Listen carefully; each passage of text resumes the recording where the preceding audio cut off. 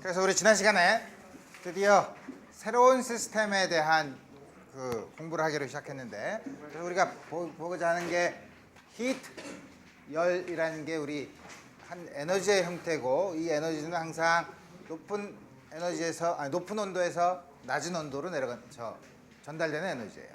물론 여기서 이 그림에서 본 것처럼 우리가 앞으로 항상 우리가 관심 있는 시스템, 그 다음에 그 주위에 둘러싸고 있는 environment, 물론 그 environment는 전체는 또다시 어떤 소위 단열, 열이 차단되어 있는 에너지의 출입이 없는 우리 그런 시스템으로 생각을 한 다음에 우리가 관심 있는 시스템에서 열이 방출되면 열 에너지가 음수로 생각을 하고, 그리고 열 에너지가 들어오면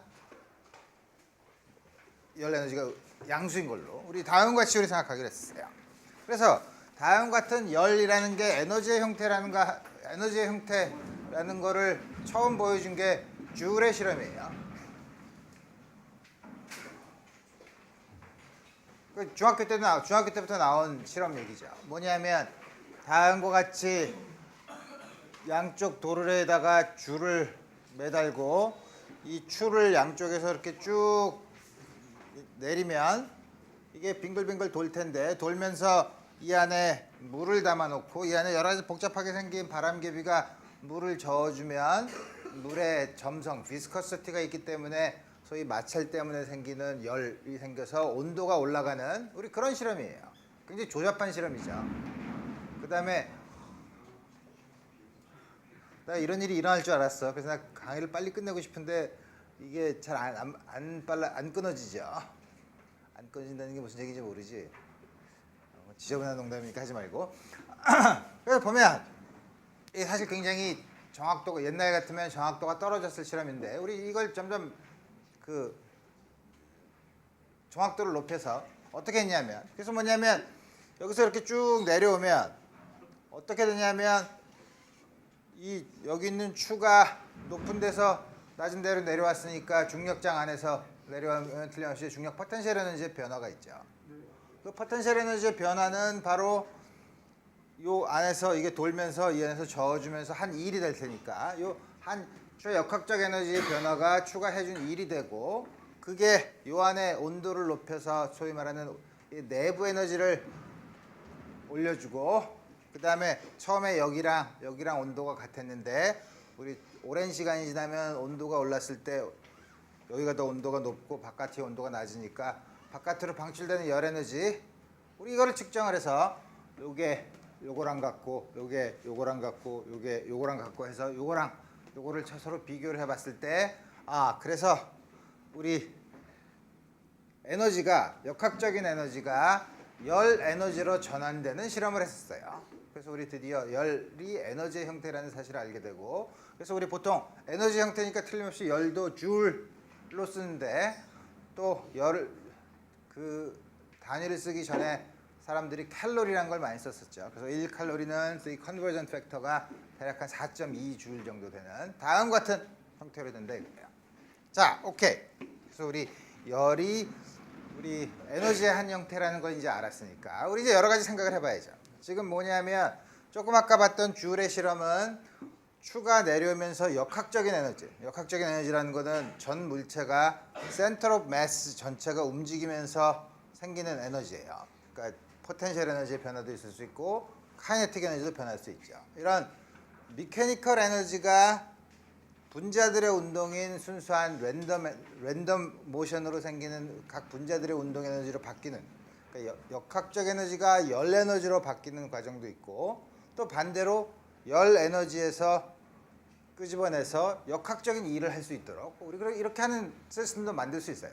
그래서 우리 이런 여러 가지 과정들을 우리가 열역학적인 과정이라고 하는데, 그 열역학적인 과정을 우리가 아무 시스템에다 놓고 보면은 너무 생각하기 어렵기 때문에 우리가 앞으로 이런 열역학적인 과정, 다시 말하면 온도가 변하고, 온도는 내부 에너지랑 관련이 있으니까 어떤 과정에서 내부 에너지가 변하고 흡수한 열 에너지, 방출되는 열 에너지, 또는 한 역학적인 이들 사이의 변화가 어떻게 되는가, 어떤 과정에서 우리 그런 과정을 열역학적인 과정이라고 하는데, 그 과정을 우리가 쉽게 보기 위해서 머릿속으로 다음과 같은 시스템을 생각한다 이거예요. 이 시스템이 뭐냐면 다음과 같이 실린더로 된 원통을 하나 만들어 놓고 여기에 마찰 없이 움직일 수 있는 뚜껑을 닫아놔요.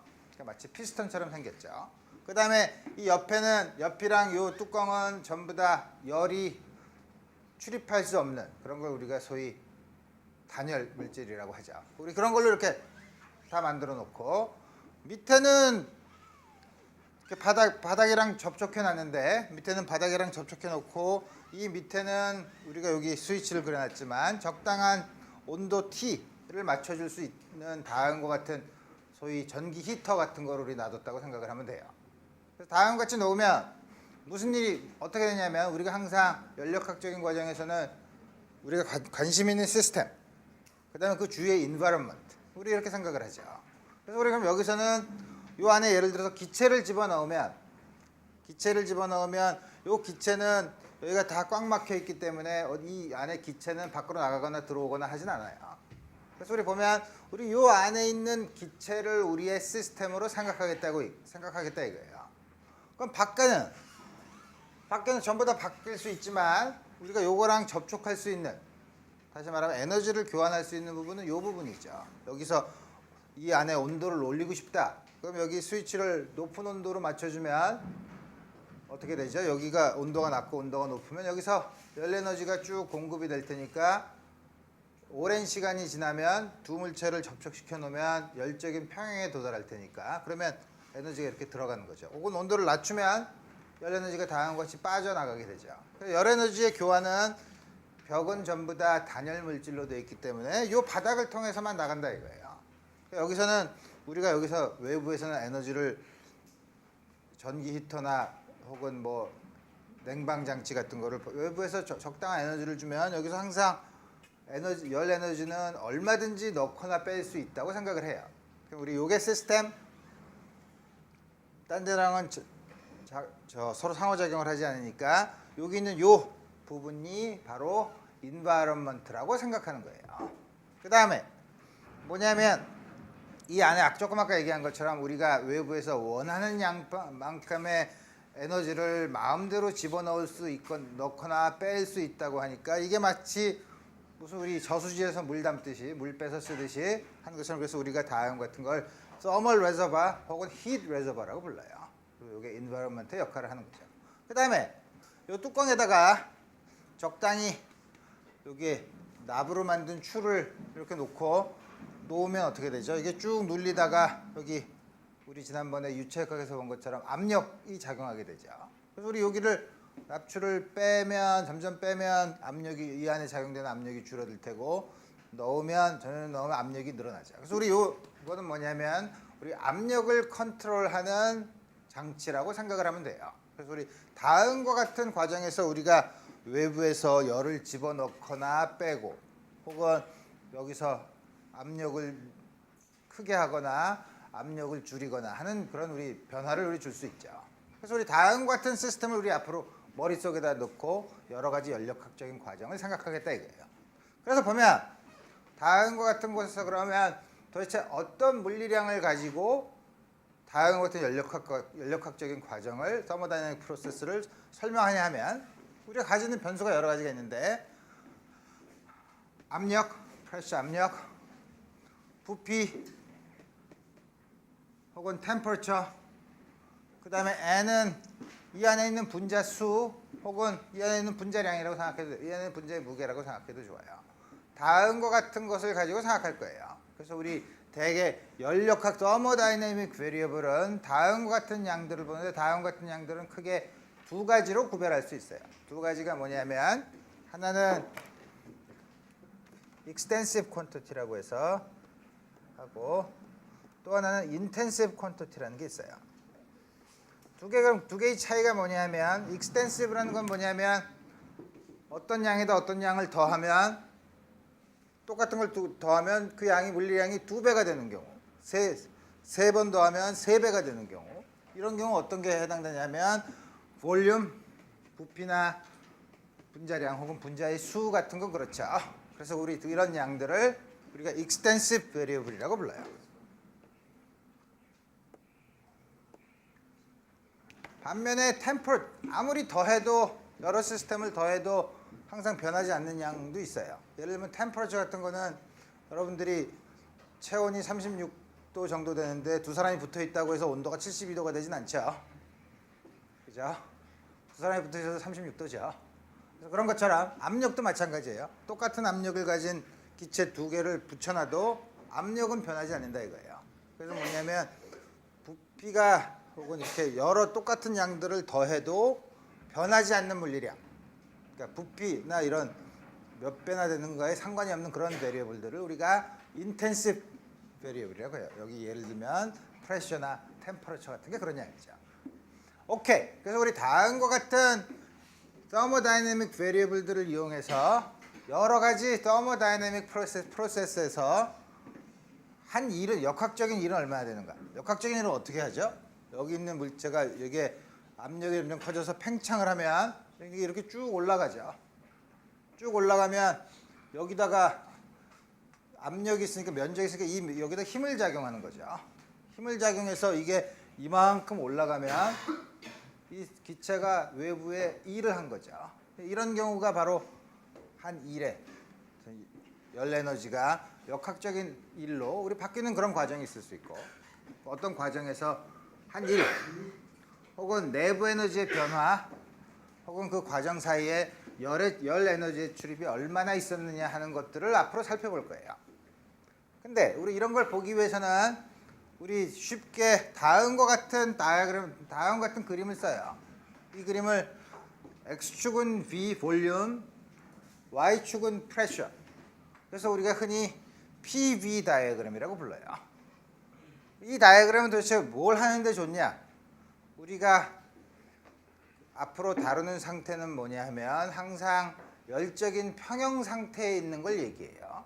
그래서 우리 여기 있다가 갑자기 확 느리면 그 다음에 분자들이 막 늘어나다가 그 안에서 굉장히 복잡한 일이 벌어지는데, 우리 그렇게 생각하지 않고 뭐냐면 여기서 항상 움직인다고 해도 조금 움직인 다음에 아주 작은 양을 움직인 다음에 그 순간에 계속 열적 평형이 일어나고 또 조금 늘어나서 그 순간순간마다 항상 열적 평형 상태, 서멀 이퀄리브리엄 상태에 있는 경우를 우리가 앞으로 생각할 거예요. 그런 걸 우리가 소위 quasi-static process라고 해요. 이제 말은 복잡하죠. 그렇지만 얘기를 들어보면 그렇게 복잡한 건 아니에요.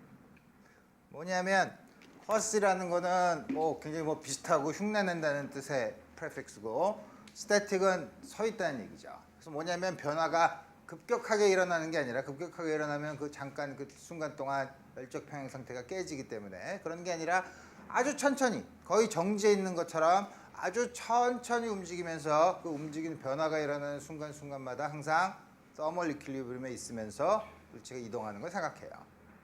그런 경우에 우리가 다음 같은 공간에서 그러면 점을 한 점을 딱 찍으면 이 점을 찍었다는 게 뭐죠? 이 점은 요 안에 있는 상태를 나타내는 거예요. 요 안에 있는 상태 중에 요거의 프레셔가 어떤 열적 평형에 도달했을 때 요거의 프레셔가 이 값, 그때의 볼륨이 이 값으로 주어진다 이거예요. 그 다음에 압력과 부피와 템퍼러처 사이에 이 안에 있는 기체, 그들 사이의 관계를 맺어주는 거를 우리가 상태 방정식이라고 해요. 상태 방정식이 항상 있어요. equation of state라고 하는데, 그 양은 PV가 주어져 있으면, 이 한 점이 주어져 있으면 이 상태가 thermal equilibrium에 있으면 항상 템퍼러처가 유일하게 결정돼요. 여기 있는 PV 다이어그램에서 그래서 이거 한 점이라는 건 무슨 뜻이냐면 다음과 같은 기체가 가지고 있는 특정한 상태를 얘기해요. 단 여기는 이 안에 있으면 P와 V가 결정되면 상태 방정식에 의해서 템퍼러처가 결정된다는 것은, 템퍼러처가 결정된다는 말은 다시 말하면 서멀 이퀄리브리엄에 있다는 뜻이에요. 서멀 이퀄리브리엄에 있지 않으면 템퍼러처를 결정할 수 없어요. 왜냐하면 우리가 뜨거운 물에도 찬물을 갑자기 타면 순간적으로 뜨거운 물 쪽에 템퍼러처도 있고 찬물에 있는 템퍼러처도 위치마다 템퍼러처가 다를 수 있죠. 우리 이런 건 서멀 이퀄리브리엄이 아니에요. 오랜 시간이 지난 다음에 전부 섞여서 한 템퍼러처를 가지고 있을 때 우리 그때를 서멀 이퀄리브리움이라고 얘기해요. 그래서 뭐냐면 다음 같은 PV 다이어그램에서 한 점이란 건 뭐냐면 서멀 이퀄리브리움 상태에서 특정한 압력과 특정한 볼륨을 가지고 있는 상태를 뜻한다 이거예요.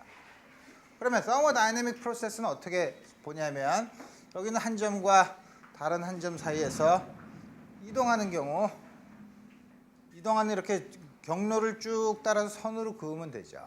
이 선으로 그을 수 있다는 사실 자체가 뭐냐면 요 모든 점마다 템퍼러처가 이퀘이션 오브 스테이트에서 템퍼러처가 결정이 되기 때문에 이 과정은 경로를 PV 공간에서 다음과 같이 경로를 그릴 수 있다는 것은 매 상태마다 서멀 이퀄리브리움에 도달하면서 움직인다는 거예요. 서멀 이퀄리브리움에 도달하지 않고 갑자기 변하는 그런 상태도 있지만 우리 그런 경우는 여기다 그릴 수 없어요. 처음 상태랑 마지막 상태는 결정할 수 있지만 가운데는 결정할 수 없죠. 그 아주 우리가 많이 다룰 예가 소위 말하는 프리 익스펜션이에요. 프리 익스펜션이라는 건 뭐냐면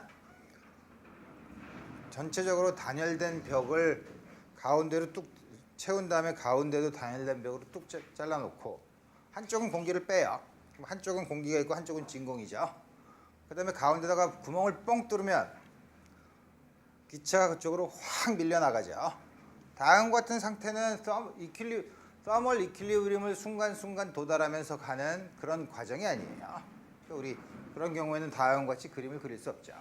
그래서 우리 PV 공간에서 다음과 같이 한 상태가 연력학적인 과정에서 한 상태에서 다른 상태로 가는 경로를 그릴 수 있다는 것은 매 순간순간마다 서멀 이퀄리브리움에 도달하면서 간다는 거예요. 그 경우에는 이렇게도 갈 수 있고 여기까지 왔으면 그 경로를 따라서 거꾸로도 갈 수 있어요. 그래서 PV 공간에서 PV 스페이스에서 다음과 같이 경로를 그릴 수 있다는 것은 여기 있는 상태들은 전부 다 커브 위에 있는 상태들은 전부 다 서멀 이퀄리브리움이고 여기서 한쪽에서 다른 쪽으로 가면 다른 쪽에서 그 과정을 반대로 하면 다시 원래 상태로 돌아올 수 있어요. 그리고 그런 과정을 리버서블 프로세스라고 해요. 어떤 경우 그러냐면 PV 다이어그램에서 우리가 한 상태에서 다른 상태로 가는 경로를 이렇게 쭉 그릴 수 있을 때 그래요. 프리 익스펜션 같은 여기서 처음에 열 평형 상태에 있고 마지막에는 평형 상태에 도달할 수 있지만 그 중간에 어떤 상태로 가는지 열적 평형 상태에 도달하지 않기 때문에 중간에 경로를 도저히 그릴 수 없는 경우 경로를 그릴 수 없으니까 당연히 돌아갈 수도 없죠. 처음과 마지막 상태만 있는 경우 우리 그런 경우는 이거랑 비교를 해서 irreversible process라고 해요. 여러분들이 고등학교 때 화학 시간 같은 때 혹은 물리 시간에 배운 가역 과정, 비가역 과정에 해당되는 얘기죠. 오케이. 그래서 우리 앞으로 연력학적인 과정에서 여러 연력학적인 과정이 있는데 앞으로 다음과 같은 시스템을 가지고 머릿속에다 두고서 우리가 이제 앞으로 생각을 하겠다 이거예요. 그래서 보면 조금 아까 본 것처럼 한 일은 여기서 열 에너지를 막 가해주는데 이게 쭉 올라간다고 하면 천천히 올라간다고 하면 틀림없이 역학적인 일을 하는 거죠. 역학적인 일은 요 위에 있는 요 납추를 여기서부터 여기까지 중력장 안에서 이만큼 올린 경우니까 틀림없이 일을 할 텐데 그 한 일은 ds만큼 올라갔다고 하면 한 일은 인피니테시멀한 일은 우리가 잘 아는 정의에서 F.ds 그 다음에 움직이는 힘과 디스플레이스먼트의 방향이 같죠. 그래서 우리 보면 뭐냐면 여기서도 일의 부호가 워크의 부호를 결정을 하는데 우리 지난번에 시스템과 인바이러먼트 사이의 열의 출입을 봤을 때 히트가 자기한테 들어오면 포지티브 한양이고 나가면 네거티브 한양이라 그랬죠. 역학적인 일은 이 시스템이 외부에 일을 하면 포지티브한 일이에요. 이 시스템이 외부에 한 일, 항상 이 시스템이 주체가 돼서 하는 거예요. 이 시스템이 외부에서 일을 받으면 음의 일을 하는 거죠. 그러니까 여기서 뭐냐면 양의 일을 한다는 건 뭐냐면 힘과 디스플레이스먼트의 방향이 같은 경우예요. 힘은 우리 다 항상 압력, 기체에서 압력으로 나타나니까 기체에 압력이 있으면 그 압력이 단위 면적당 벽에 작용하는 힘, 그것과 같은 방향. 기체가 늘어나는 부피가 늘어나는 쪽으로 움직이면 바로 그게 포지티브한 일을 한 거죠. 그래서 우리 요거는 같은 방향, 늘어나는 경우라고 생각하면 요거랑 요거는 쓸데없이 평행할 테니까 스칼라 프로덕트는 그냥 크기만 곱해주면 되고, F는 힘은 프레셔 곱하기 면적, 왜냐하면 프레셔가 단위 면적당의 힘이니까 우리 이걸 곱해주는 양이죠. 그리고 괄호를 이렇게 바꿔서 이렇게 쓰면 ADS는 그 원통의 단면적에다가 DS만큼 올라간 거니까 그게 뭐냐면 늘어난 부피에 해당입니다. 그게 dV에 해당되죠. 그래서 한 일은 P 곱하기 dV예요. 약간 볼륨이 늘어났을 때는 프레셔의 변화는 거의 없으니까 그때 프레셔는 거의 변하지 않는다고 생각하고 dV, 부피가 변한 만큼 일을 한다 이거예요. 그래서 뭐냐면 그러면 한 상태에서 다른 상태로 갔을 때 여기서는 PI, VI, PI, VI, 요점이 PI, PF, VF라고 하면 전체적으로 한 일은 이걸 전부 다 더해주면 되죠. 뭐냐면 VI부터 VF까지 PdV로 쓰면 되죠. 물론 여러분들이 이건 P고 이건 볼륨에 대해서 적분하는데 이걸 어떻게 하죠? P를 볼륨에 대한 함수로 바꿔야죠. 그래서 그렇게 해서 적분을 할 수 있어요. 근데 재미있게도 다음과 같은 과정은 역학적인 일은 PV 공간에서 한 상태에서 한 점에서 다른 점, 즉 한 상태에서 다른 상태로 갈 때는 경로에 따라 달라져요. 우리가 경로에 따라 달라진다는 얘기는 여러분들이 딴 데서 다른 컨서버티브 포스를 배울 때 그런 비슷한 얘기를 했었죠. 컨서버티브 포스란 거는 첫 점과 끝점이 주어지면 가는 경로에 상관없이 한 일이 똑같다 그랬죠. 그건 뭐냐면 코디네이트 스페이스, 다시 말하면 좌표 공간에서 그런 거고, 이거는 지금은 PV 공간에서예요. PV 공간. 이거는 실제로 이렇게 뭐 추가 움직인다거나 그런 게 아니라 한 상태가 한 상태에서 다른 상태로 옮겨지는 경우죠. 이 경우는 여기서 본 것처럼 경로에 따라서 달라져요. 그래서 우리 지금 이거를 PV 공간에서 그리면 이거를 P를 V의 함수로 쓴다고 하면, V의 함수로 다음과 같이 주어져 있다고 하면 P 곱하기 dV는 뭐죠? VI부터 VF까지 적분을 하면 바로 우리 적분의 정의에서 이 커브 밑에 있는 면적에 해당되죠. 그래서 첫 점과 마지막 점이 있을 때 이 밑에 있는 면적은 이게 요렇게 가냐, 요렇게 가냐, 이렇게 가냐에 따라서 이 밑에 있는 면적들은 전부 다 달라지죠. 그러니까 뭐냐면 한 상태에서 다른 상태로 모든 것이 이렇게 경로를 그리면 다 열적 서멀 이퀄리브리엄 프로세스를 거쳐서 가는 과정이 다르지만 전부 다 서멀 이퀄리브리엄에 있죠. 하지만 한 일들은 다음과 같이 밑에 있는 면적에, 커브의 면적에 해당되기 때문에 어떻게 가느냐에 따라서 상태가 변하는 경로에 따라서 한 일은 달라진다 이거예요. 그래서 우리 여기서 이렇게 가면 이 면적이 물론 양수죠. 이렇게 가면 이 밑에 있는 거. 따라서 이게 제일 한 일이 많고 그 다음 제일 한 일이 적은 거죠. 그래서 우리 보면 꼭 이렇게 갈 수도 있냐면 여기서부터 여기까지 가는데 이렇게 갈 수도 있고 이렇게 갈 수도 있는데 마지막 상태에 도달하면 간 경로는 달라도 이 점이 딱 주어지면 이 점은 한 상태에 해당되는 거라서 특정한 볼륨, 특정한 프레셔, 따라서 특정한 템퍼러처에 있는 상태예요. 똑같은 상태에 도달하더라도 간 경로에 따라서 한 일은 차이가 날 수 있다 이거예요. 또 지금 뭐냐면 여기서부터 이렇게 늘어나는, 이렇게 가는 과정을 봤지만 이거 거꾸로 간다는 게 뭐예요? 처음에 부피가 늘어났다가 부피가 줄어드는 경우죠. 부피가 줄어드는 다음과 같은 과정으로 갔을 때는 당연히 한 일이 음수가 되죠. 방향에 따라서 이쪽으로 갔을 때는 밑에 있는 넓이, 이쪽으로 갔을 때는 이쪽의 넓이지만 방향이 반대니까 음수가 되죠. 그래서 뭐냐면 이거는 부피가 늘어났을 때 포지티브 워크를 한 프로세스, 이거는 네거티브 워크를 한 프로세스. 또 하나는 뭐냐면 또 재밌는 사실은 여기서부터 이렇게 갔다가 이렇게 돌아오면 이렇게 갔을 때 한 일은 이 밑에 있는 면적이죠. 이렇게 왔을 때 한 일은 이 밑에 있는 면적의 음수죠. 두 개를 더해주면 남는 건 요 안에 있는 노란 부분의 면적이죠. 그래서 우리 다음과 같은 과정을 우리가 뭐라고 부르냐면 cyclic process, 순환 과정이라고 불러요. 왜냐하면 처음 상태에서 시작해서 별의별 짓을 다 하다가 다시 원래 상태로 돌아왔으니까 그런 걸 우리가 순환 과정이라고 해요. 또 다음 같은 경우에는 한 일이 돌아왔을 때 상태는 똑같지만 포지티브한 네트워크는 이때 한 일이 이때 한 일보다 더 크기가 크기 때문에 포지티브한 워크를 하죠. 물론 이걸 이렇게 거꾸로 가면 네거티브 워크를 하죠. 그래서 우리 과정에 따라서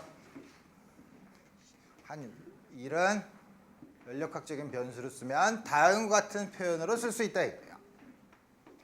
오케이.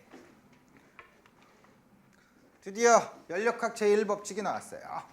연력학 제1법칙은 여러분들이 여러 가지 너무 법칙을 많이 물리학에서 법칙이 너무 많이 나온다고 하지만 잘 생각해 보면 연력학적인 법칙은 그 안에 구성하고 있는 입자들이 무지 많은 경우 그 안에 있는 시스템에서 연력학적인 과정이 일어났을 때 에너지 보존 법칙이에요. 그럼 여기 있는 에너지는 뭐가 있냐면 뭐가 있나? 역학적 에너지. 그 다음에 어떤 물체가 템퍼러처를 가지고 있다고 하면 열 에너지가 있고 그 다음에 또 하나는 뭐냐면 열 에너지가 교환되는 게 있고 또 하나는 템퍼러처가 있으면 그 안에 내부 에너지가 있어요. 이 세 개들 사이에 한쪽이 늘어나면 다른 쪽은 줄어들고 합은 항상 에너지가 보존된다는 건데 그래서 뭐냐면 개의 내부 에너지는 템퍼러처에 의해서 결정되는 양이고 내부 에너지는 그 개에 도달할 때 교환한 열과 일의 차이에만 의존하고 경로에는 무관하다 이거예요. 이게 무슨 말이냐면 식으로 쓰면 내부 에너지의 변화는 여기 파이널이랑 이니셜이 있으면 아까 PV 공간에서 I라는 상태에서 F라는 상태로 갔을 때 내부 에너지의 변화는 내부 에너지가 다시 말하면 이 안에 기체가 품고 있는 에너지는 어떻게 되냐면 들어온 열 에너지 중에 한 일을 빼고 net 에너지 플로우죠. 물론 이거는 랜덤한 분자들이 운동하는 에너지고 요거는 역학적인 일, 좀 더 정리된 ordered 에너지지만 어쨌든 들어온 에너지 중에서 한 일을 빼면 그 나머지가 내부 에너지의 변화와 같다는 게 바로 에너지 보존 법칙을 연력학적인 변수로 사용한 게 연력학 제1법칙이에요. 그러니까 우리 그렇게 생각하면 아주 쉽죠. 이거를 좀 이게 델타 E라고 했지만 이게 아주 인피니티스멀하게 작아지면 D는 dQ-dW의 형태로 쓸 수 있어요. 들어온 내부 에너지의 변화는 들어온 열 에너지 중에 한 2를 빼면 되는 거죠. 이렇게 쓰면 좋지만 아주 놀라운 사실이 숨어 있어요. 무슨 일이 숨어 있냐면 이 양은 DE는 경로에 무관하다 그랬죠. 조금 아까 본 것처럼 PV 공간에 있으면 한 점에서 다른 점으로 갔을 때 요 점이 I, F 다음과 같이 움직인다고 하면 이 경로에 상관없이 처음 상태랑 마지막 상태만 주어지면 내부 에너지의 변화가 결정된다는 거예요. 조금 이따 보겠지만 내부 에너지는 온도에 비례하는데 절대 온도에 비례하는데 여기에 한 점이 주어지면 상태 방정식에 의해서 템퍼러처가 유일하게 결정되고 여기서도 유일하게 결정되기 때문에 경로에 상관없이 내부 에너지 차이는 경로에 일정하죠. 두 점만 정해져 있으면. 근데 우리가 무슨 얘기를 했었냐면 한 일은 경로에 따라서 변한다 그랬죠. 이거는 경로에 따라서 변하는데 이 양은 경로에 따라서 변하지 않아요. 그럼 이 양도 당연히 경로에 따라서 변하겠죠. 놀랍게도 경로에 따라서 변하는 열 에너지의 출입과 한 일이 두 개의 차이를 구하면 놀랍게도 그 결과는 경로에 의존하지 않는 결과가 되더라 이거예요. 굉장히 놀랍죠. 그래서 그런 의미에서는 요거는 이 공간에서 경로에 상관없으면은 경로에 상관없다는 게 뭐예요? 여기 요 점에서의 내부 에너지는 요 점 주위에 있는 것 요 점 하나만 있으면 유일하게 결정된다는 거예요. 여기도 그렇고. 근데 이거는 그렇지 않다는 거죠. 그래서 보면 요거는 이렇게 인피니테시멀한 엘리먼트로 쓸 수 있는데 요거는 인피니테시멀 엘리먼트로 우리가 쓰긴 했지만 우리가 경로에 따라서 의존하는 양이기 때문에 정확히 이렇게 쓸 수 있다는 것은 뭐냐면 어느 방향으로 인피니테시멀 체인지를 했든 똑같이 쓸 수 있다는 거지만 요건 경로에 따라서 다르니까 그렇게 쓰지 않죠. 그래서 우리 구별하기 위해서는 어떤 사람들은 여기다 이렇게 표시를 하기도 해요. 바를 붙여서 요거는 정말 경로에 상관없는 인피니테시멀한 양이 아니다 라는 뜻으로 이렇게 표현하지만 우리 그런 차이는 아주 무시하고 다음과 같은 형태로 우리 쓰기로 합시다. 그래서 우리 연력학 제1법칙은 뭐 경로에 무관하거나 뭐 이런 거 상관없이 그 안에 내용은 에너지 보존 법칙에 지나지 않는다는 거죠. 내부 에너지의 변화는 들어온 열 에너지 중에서 얼만큼 일을 했냐, 넷 에너지의 플로우가 내부 에너지 변화를 준다는 거죠. 오케이. 그래서 이제 가장 기본적인 양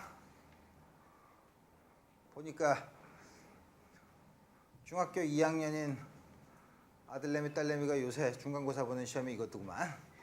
이거예요. 중학교 때부터 배우는 거예요. 그래서 heat capacity, specific heat 다음 같은 얘기. 뭐냐면 heat capacity부터 먼저 배우는데 heat capacity는 어떤 물체를 단위 온도만큼 올리는 데 필요한 열 에너지예요. Q는 델타 T. 델타 T에 비례하는 양인데 그 비례상수를 C라고 넣으면 이 비례상수를 heat capacity라고 불러요. 이 heat capacity는 따라서 유닛을 보면 SI 유닛은 이게 줄, 이게 켈빈. 그러면 줄 퍼 켈빈으로 쓸 수 있죠. 이 양은 델타 T라는 게 마지막 온도에서 처음 온도를 뺀 양. 그리고 이 양은 C는 아까 우리가 썼던 연력학적인 변수 중에서 extensive variable이랑 intensive variable을 썼는데 이 양은 extensive variable이죠. 그 안에 물체가 물을 1도 올리는데 필요한 에너지, 열 에너지.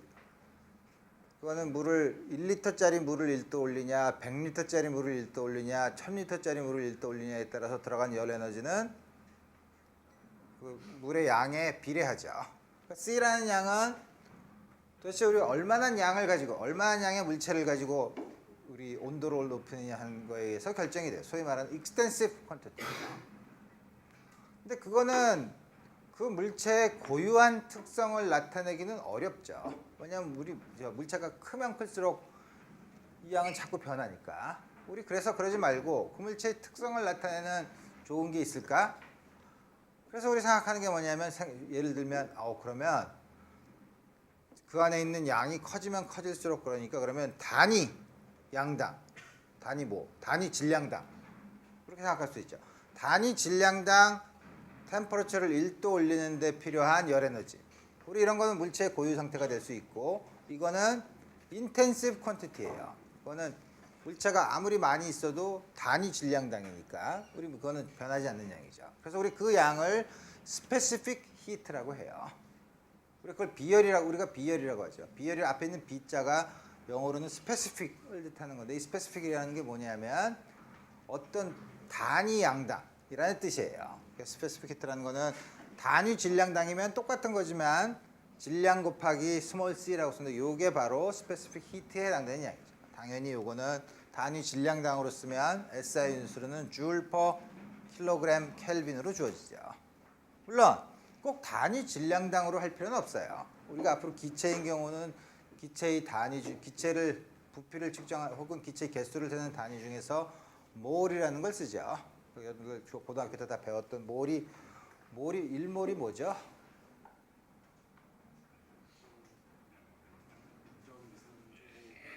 그 아보가드로 넘버죠. 6 곱하기 10의 23승이죠. 차원이 없는 수예요. 1몰이라는 거는 마치 우리가 왜 이럴 때 자꾸 담배 얘기가 나오면 안 된다. 계란 한 줄 20개인가? 20개. 연필 한 다스 12개. 한 다스를 12개라고 하죠. 한 다스는 12를 나타내는 양이죠. 몰이라는 거는 6 곱하기 10의 23을 나타내는 숫자예요. 차원이 없는 숫자죠. 대개 1몰 화학에서는 그런 몰을 많이 쓰니까. 그러면 여기서 우리 스페시픽 히트를 했을 때 여기 다음과 같은 정의에서는 요 스몰 c라는 게 단위 질량당의 히트 커패시티라고 생각할 수 있지만 꼭 단위 질량으로 할 필요 있나? 몰당, 1몰당 히트 커패시티가 얼마냐 하는 거는 우리가 몰 비열 몰라 스페시픽 히트라고 얘기해요. 그래서 우리 그거는 단위가 기준이 되는 게 뭐냐에 따라서 단위 질량당이냐 혹은 몰당이냐에 따라서 이 히트 스페시픽 히트의 단위는 다를 수 있지만 기본적으로 인텐시브 퀀티티를 만들기 위해서 다음 같은 걸 써요. 그 다음에 또 하나 재미있는 사실은 레이턴트 히트라는 게 있어요. 여러분들이 중고등학교 때는 수문열, 잠열로 배운 양이죠. 그게 뭐냐면 어떤 물체가 상의 변화를 일으킬 때 열로 전달되는 단위 질량당의 에너지, 무슨 말인지 모르겠죠. 그게 뭐냐면 대부분의 물체는 우리가 세 가지 상태로 존재해요. 우리가 물을 생각해 보면 제일 쉬워요. 뭐냐면 고체 상태 얼음, 액체 상태 물, 기체 상태 수증기, 이렇게 여러 가지, 특히 고체, 액체, 기체 세 가지 상태로 분류할 수 있어요. 물론 다른 상태도 있다고 하지만 그건 굉장히 특별한 경우고, 우리 대부분의 물체는 이 세 가지 상태로 있는데, 이 세 가지 상태를 분자 레벨에서 보면 얼음 같은 경우는 얼음이 결정을 이루고 있으니까 물 분자들이 일정한 배열로 이렇게 서로가 결합을 하고 있죠. 얼음이 물이 되려면 외부에서 계속 열 에너지를 공급하죠. 열 에너지를 공급하면 영하 10도의 얼음에다가 열 에너지를 계속 공급하면 온도가 올라가는데, 올라가다가 어느 순간이 되면 더 이상 온도가 올라가지 않고 뭐냐면 분자들 사이의 결합을 깨요. 들어가는 열 에너지는 분자들 사이의 결합을 깨요. 분자들 사이의 결합을 깨는데 당연히 에너지가 들죠. 결합을 깨는데. 그래서 외부에서 준 에너지는 상이 변할 때는, 고체에서 액체 혹은 액체에서 기체로 될 때는, 상이 변할 때는 온도를 높이는 데, 내부 에너지를 변화시키는 데 쓰지 않고 이 결합을 전부 끊는 데 전부 다 써요. 그러니까 온도가 안 올라가죠. 그래서 뭐냐면 분자들 사이의 강력한 결합이 떨어져서 분자들끼리 서로 제멋대로 움직일 수 있게 될 때까지 변하죠. 그걸 우리가 액체라고 하죠. 그렇지만 이 액체들은 고체들처럼 꽉 붙어 있지 않고 제멋대로 움직일 수 있긴 하지만 아직도 그 분자들 사이의 거리가 굉장히 가까워서 제멋대로 움직이거나 그렇지 않아요. 그냥 액체 상태로 남아 있죠. 이게 또 온도를 높이면 계속 이제 온도가 높아지다가 그 물 분자들이 이제 계속 심하게 점점 진동을 하다가 이제 액체에서 기체로 되는 경우에는, 기체는 뭐죠? 분자들 사이의 거리가 굉장히 넓어지고 이들 사이의 상호작용이 거의 없는 경우죠. 그래서 뭐냐면 그렇게 만들려면 또 많은 에너지를 집어넣어서 상을 변화시킨다 이거예요. 그래서 뭐냐면 상을 우리가 페이스라고 하는데, 페이스가 변할 때, 고체에서 액체로 되거나 액체에서 기체로 될 때 들어간 열 에너지는 온도를 높이는, 내부 에너지를 높이는 데 쓰이지 않고 결합 에너지를 끊는 데 전부 다 쓰여요. 그래서 그때까지 결합 에너지를 모두 다 끊을 때까지 쓰인 에너지를 우리가 레이턴트 히트라고 하죠. 왜냐하면 내부 에너지가 변해야 되는데 변하지 않고 결합된 분자들을 끊는 데 전부 다 쓰기 때문에 우리 그 양을 레이턴트 히트, L 곱하기 M, L이 레이턴트 히트인데 역시 히트 커패시티랑 같은 차원을 가지고 있죠. 그런가? 아니지. 같은 차원을 가지고 있지 않죠. 줄 퍼 킬로그램 SI 유닛으로 쓰면 다음과 같이 주어지죠. 물 같은 경우에는 물론 그 반대 과정에서 기체에서 액체로 될 때는 그만큼의 똑같은 에너지를 방출하고 온도의 변화 없이 전부 다 액체로 되는 그 반대의 과정을 거쳐요. 그래서 물 같은 경우에는 증발열은 LV vaporization 1g당 540칼로리 정도. 이거를 이 숫자를 어떻게 끄집어냈을까? 이 숫자를 어떻게 끄집어내죠? 칼로리면 줄로 바꾸려면 4.18, 4.2를 곱하고, 그램은 몰로 바꾸려면 어떻게 되죠? 물 1몰이 몇 그램이죠? 분자량에 해당되는 거죠. 산소가 원자량이 얼마인가? 16, 수소가 1, 물의 분자량 18이죠. 그래서 요거를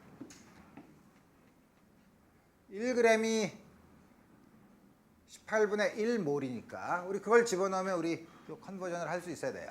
어쨌든 요 수의 관계는 그렇게 주어지고 여기서 요거 가는 건 1몰이 18g이니까 0.018kg이죠. 그걸 집어넣어서 다음과 같이 우리 쓸 수 있고 물의 융해열 혹은 녹는 거 LF 프리징인가? 멜팅인데 어쨌든 그건 대략 한 80 훨씬 더 작죠. 그래서 우리 다음과 같이 쓸 수 있어요. 그래서 보기 문제 샘플 질량이 720g 인 영하 10도 여름을 섭씨 15도로 올릴 때 필요한 열은 템퍼러처가 그렇게 섭씨로 나와 있으면 여러분들이 단위를 계속 맞추는데 조심해야 돼요. 물론 앞으로 나오는 상태 방정식이나 이런 거에서 나오는 템퍼러처는 섭씨 온도나 파렌하이트 온도가 아니라 절대 온도예요. 여러분들이 이런 걸 계산할 때는 절대 온도로 쓰는 게 제일 편해요. 그렇지만 온도의 차이를 볼 때는 절대 온도의 눈금과 셀시우스 눈금이 똑같죠. 그러니까 차이를 구할 때는 셀시우스를 구하거나 켈빈으로 절대 온도를 구하거나 똑같은 거예요. 그러니까 우리 그 온도를 무슨 단위로 할 건가를 굉장히 조심해서 써야 돼요. 그래서 뭐냐면 질량이 720g인 영하 10도의 얼음을 섭씨 15도로 올리는 데 필요한 열 단계를 나눠야 되죠. 섭씨 15도까지 올리면 틀림없이 물이 되죠. 그 안에서 상태의 변화가 있죠. 첫 번째는 그러면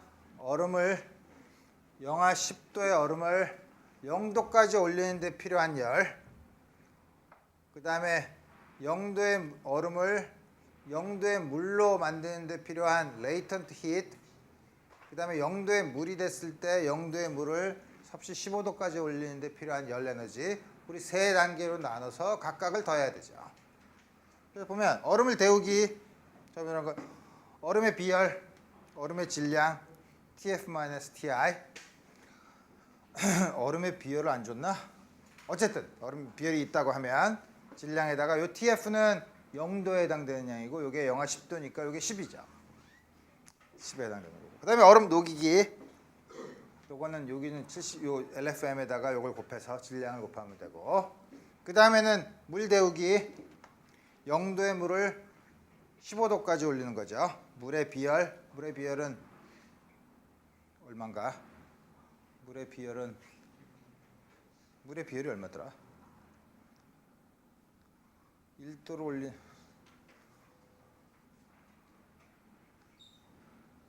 어쨌든 물의 비열, 질량, 온도차. 이때 온도차는 TF가 15도, 이게 0도죠. 이거 15를 써서 이 세 개를 전부 더해줘야 되는 거죠.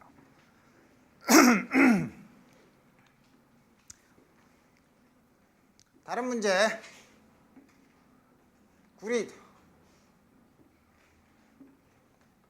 이 문제를 보니까 우리의 중간고사 과학시험에 나온 문제랑 똑같은 문제네. 어쨌든 구리 75g짜리가 섭씨 312도짜리가 있고 물 220g짜리가 섭씨 12도짜리가 비커에 담겨 있어요. 이걸 집어넣었어요. 물론 그 비커 바깥으로는 열이 나가지 않는다고 하면 이때 마지막 온도는 얼마냐는 거죠. 물론 비커의 히트 커패시티 45칼로리 퍼 켈빈이라는 거죠. 이건 어떻게 해야 되죠? 틀림없이 처음에 물과 비커가 없으면 우리 쉬운데 비커가 있으면 물과 비커는 처음에 온도가 같겠죠. 처음에 열적 평형에 있을 테니까. 그러니까 물과 비커는 처음에 온도가 같은 온도에서 있고 뜨거운 구리공을 집어넣으면 구리공을 넣는 순간에는 열적 평형에 도달하지 않지만 오랜 시간이 지나면 열적 평형에 도달하겠죠. 그다음에 열 에너지가 바깥으로 나가거나 들어오지 않는다고 하면 어떤 파이널 템퍼러처에 틀림없이 도달할 거예요. 파이널 템퍼러처에 도달하면 비커랑 물은 온도가 올라갔을 테니까 열 에너지를 받았을 테고 구리공은 뜨거운 데다가 틀림없이 온도가 낮아질 테니까 열 에너지를 바깥으로 방출했겠죠.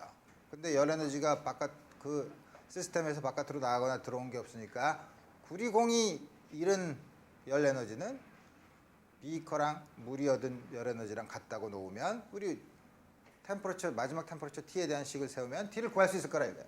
그래서 뭐냐면 물의 비열 스페시픽 히트 물의 질량 곱하기 TF-TI. TF는 모르죠. 우리가 마지막에 구할 건데 TI는 물은 12도래죠. 비커는 이거는 이렇게 저기 히트 커패시티가 주어졌으니까 히트 커패시티를 이용한 표현을 써야 되죠. CB TF는 우리가 모르는 거고 TI는 역시 물의 온도랑 같죠. 그다음에 구리가 방출한 열 에너지는 구리의 비열, 구리의 질량, 마지막 템퍼러처 T는 처음 템퍼러처에 해당되는 거죠. 이게 그래서 이게 더 작을 테니까 이거 음수가 되죠. 그래서 세 개를 다 더하면 첫 번째 거, 두 번째 거, 세 번째 걸 더하면 합해서 0이 돼야 되는 거죠. 왜냐하면 한쪽은 나가고 한쪽은 들어올 테니까. 그래서 우리 다음 같이 놓으면 이러고 나서 TF에 대해서 풀어요. TF는 여기 하나, 여기 하나, 여기 하나 있고 나머지는 전부 다 오른쪽으로 보낸 다음에 그러면 TF로 묶으면 CWM2, MW인데 왜 M2가 됐나? MW CB, TF, CCMC 나눠주면 되죠. 무슨 양을 CW, CCMC, T, CB, TI, CW, MW, TI. 다음과 같이 해서 온도물을 구할 수 있죠. 목욕물, 여러분들이 뜨거운 목욕물에다가 찬물 섞어서 어떤 특정한 온도의 물을 만들고 싶을 때도 이렇게 하죠. 그렇지만 목욕물을 온도를 만들 때, 온도를 정할 때 온도계 가지고 재는 사람은 없죠. 오케이.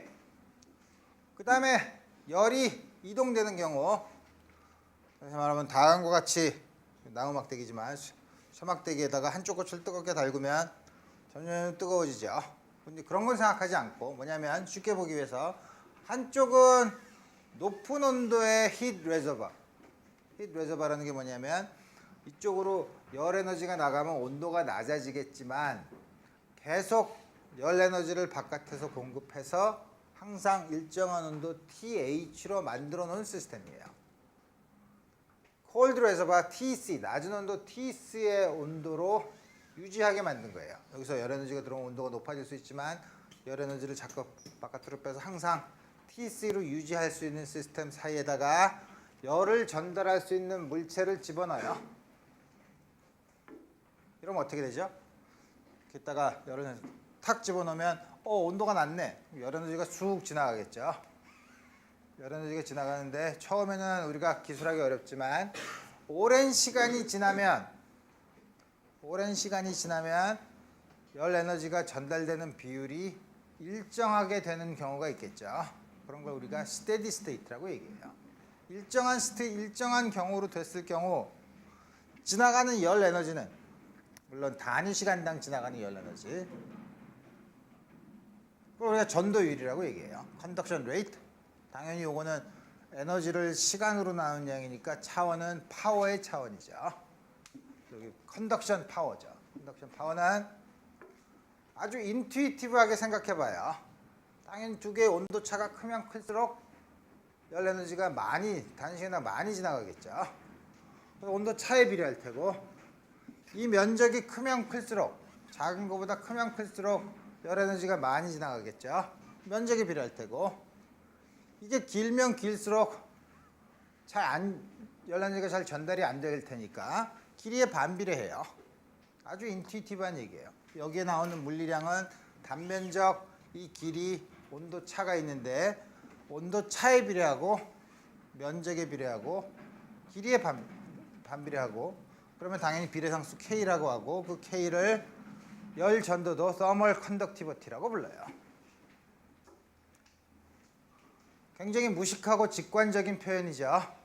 제일 먼저 쓴 사람 뉴턴이에요. 뉴턴이 다음과 같은 인투이티브 아규먼트로 다음과 같은 열 전도율을 썼어요. 뉴턴이 한 일 많죠. 뉴턴은 운동 법칙 세웠지. 중력에 대한 연구를 했지. 그 다음에 광학에 대한 연구를 했지. 열 전도에 대한 연구를 했어요. 물론 은퇴라고 한다면 증권도 하고 뭐 별걸 다 했지만 증권은 별로 성공하지 못했지만 그 비례상수 다음과 같이 놓고 우리 다음과 같은 양을 여기서 K랑 L이 나오는데 그거에 K를 L로 나눈 그거의 역수를 thermal resistance 열 저항이라고 불러요. 이거 아주 간단한 식이지만 우리 다음과 같은 것에서 별 문제를 다 만들 수 있어요. 하나는 thermal conductivity가 K1, 하나는 K2, 두께가 L1, L2인 물체를 붙여놨어요. 그러면 여기를 지나가는 단위 시간당 지나가는 열 에너지는 얼마일까? 이거 어떻게 예상하나? 이게 아까 쓴 뉴턴의 법칙을 쓸 수는 없지만 뉴턴의 법칙을 쓸 수 있으려면 열 thermal conductivity가 하나로 일정해야 되는데 한쪽은 여기까지는 일정하고 여기까지는 또 일정하지 좀 다르네. 그럼 어떡하죠? 경계면 여기서 온도를 모르네. 모르면 TX라고 놔. 그럼 X가 되게 모르는 거니까. 그러면 우리가 어떻게 쓸 수 있냐면 여기서부터 여기까지 지나가는 단위 시간당 열 에너지, 여기서부터 여기까지 지나가는 단위 시간당 열 에너지는 같죠. 열 에너지가 딴 데로 빠져나가거나 딴 데서 들어오기 전에는 여기서 일로 들어오는 이 면적을 통해서 들어오는 단위 시간당 들어오는 열 에너지는 단위 시간당 빠져나가는 열 에너지랑 같을 거예요. 스테디 스테이트가 되면. 안 그러면 이게 뜨거워지거나 차가워지죠. 그런 일 안 벌어진다는 거죠. 오랜 시간이 지나면. 그래서 여기를 TX라고 하고 그러면 요 관계를 써요. 여기서 지나가는 열 에너지는 L2분의 K2A 단면적인 거 그러니까 TH. 여기 TX라니까 TX.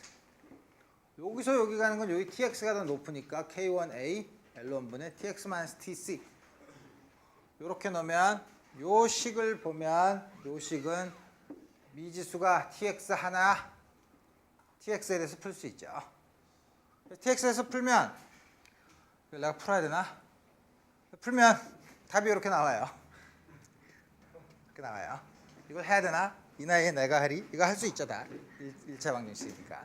복잡하게 내지만 다음과 같이 나와요. 그러면 지나가는 단위 시간당 지나가는 열 에너지는 어떡하죠? 이걸 여기 둘 중에 아무데나 집어넣어요. 둘 중에 그래서 우리 말로만 하면 그런가? 실제로 계산해 볼까? 그거는 계산해 봅시다. 어디다 집어넣어 볼까? 여기다 집어넣어 봅시다. K2A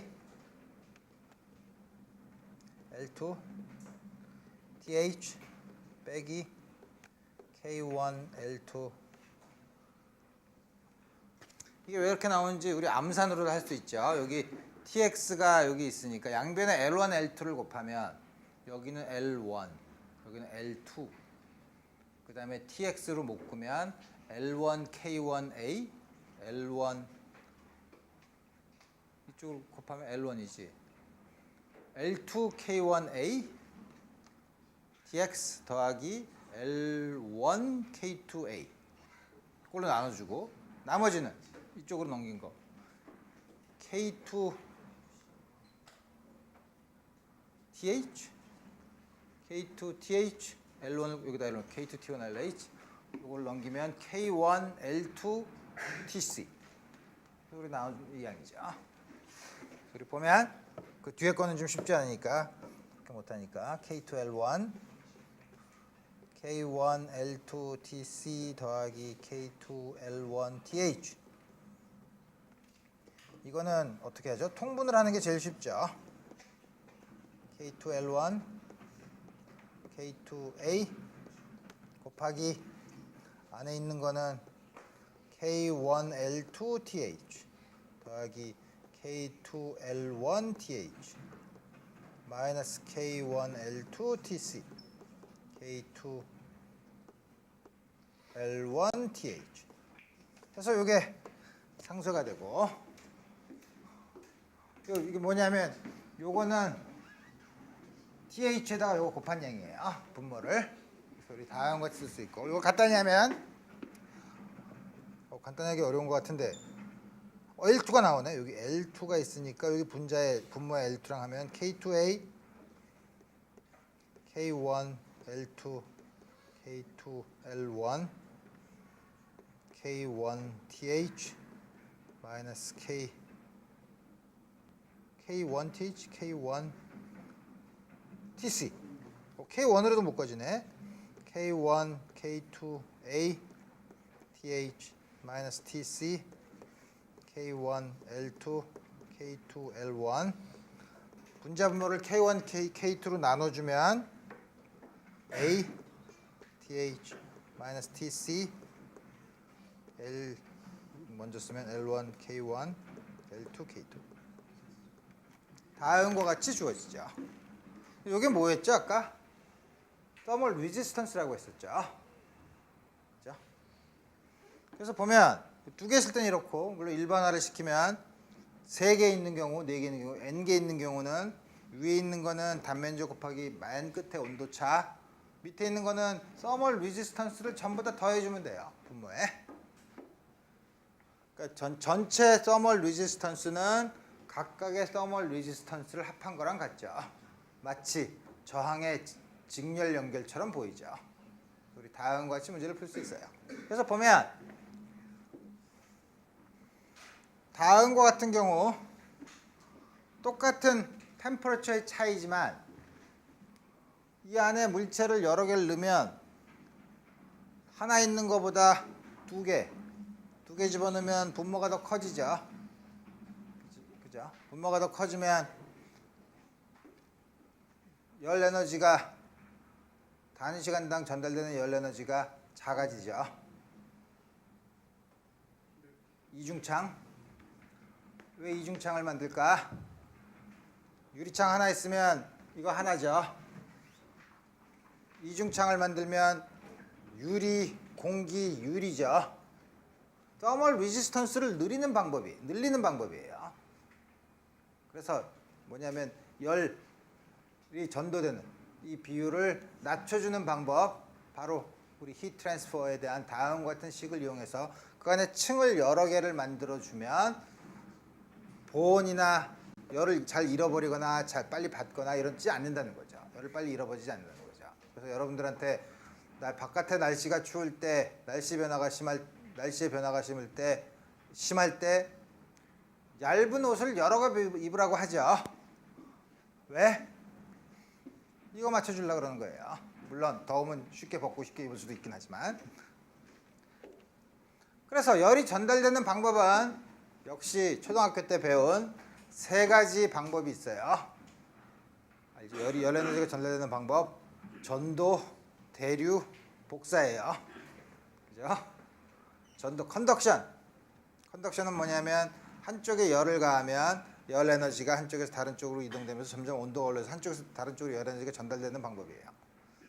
컨덕션이란 건 뭐냐면 좀 더 우리 초등학교 때 배운 이런 간단한 거 말고 좀 더 똑같은 말을 어렵게 하면 분자들의 평균 위치는 변하지 않고 분자들의 운동 에너지가 분자들은 자기 위치에서 제자리에서 진동을 하지만 그 운동 에너지가 한쪽에서 다른 쪽으로 전달되는 현상을 컨덕션이라고 해요. 물체는 직접 안 움직이죠. 컨덕션이라고 하고 컨벡션은 실제로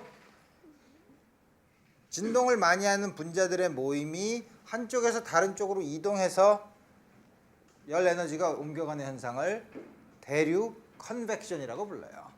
물 같은 경우가 아주 대표적인 예예요. 물은 온도가 올라가면 부피가 늘어나죠. 온도가 올라가면 밀도가 작아지죠. 그래서 뭐냐면 밑에서 열을 가하면 밑에 있는 물체가 온도가 높아지면 부피가 늘어나고 밀도가 작아지니까 위로 올라가요. 온도가 높은 물이 실제로 위로 올라가기 때문에 그 다음에 좀 더 온도가 낮은 물은 밑으로 내려와서 다시 또 열 에너지를 받고 이렇게 실제로 분자들이 이동을 해서 다른 열 에너지를 가진 분자들이 이동을 해서 열이 전달되는 현상을 우리가 대류 컨벡션이라고 해요. 근데 물은 다른 액체에 비해서 굉장히 특이한 성질을 가지고 있어요. 우리 사실 지구 표면에서 사는 우리로서는 지구 표면의 70% 이상이 물로 덮여 있기 때문에 물이 굉장히 흔하지만 우주에서 보면 물은 굉장히 귀한 종류 중에 하나예요. 물이 굉장히 특이해요. 물이 뭐가 특이하냐면 우선 액체 중에서 스페시픽 히트가 제일 높아요. 물론 더 높은 건 찾을 수 있지만 대부분의 액체보다 스페시픽 히트가 굉장히 높아요. 그게 무슨 말이죠? 외부에서 열이 전달이 돼도 온도 변화가 많지 않다는 거예요. 스페시픽 히트가 크다는 건. 또 에너지를 많이 잃지도 않고. 그러니까 뭐냐면 우리 같이 생물체, 포유류 같이 특정한 온도를 유지하고 싶을 때는 몸 안에 물이 많을수록 체온 유지를 하기가 쉽죠. 그다음에 또 하나는 좀 우리 조금 아까 얘기한 것처럼 온도가 오르면 부피가 팽창한다고 하죠. 그러니까 뭐냐면 지난번에 얘기한 것처럼 분자 수준에서 보면 온도가 올라간다는 건 내부 에너지가 증가한다는 거고, 내부 에너지란 분자가 진동하는 운동 에너지의 평균값이라고 했는데, 분자가 좀 진동을 하면 분자들 사이의 간격이 아무래도 좀 넓어지니까 부피가 늘어나요. 대부분의 액체나 뭐 고체나 기체나 다 성립하는 거예요. 근데 물은 고체나 기체인 경우는 그렇지만 액체인 경우는 약간 달라요. 물은 물에서 섭씨 4도 정도 될 때까지는 부피가 줄죠. 온도가 올라가면. 그러다가 4도가 넘어가면 그때부터 온도가 올라가면 부피가 늘어나요. 왜 물은 진동을 하는데, 당연히 액체 같으면 조금 아까 얘기한 진동을 하면 에너지가 점점 늘어나는데 0도에서 4도까지는 왜 온도가 늘어나는데 부피가 줄어들까?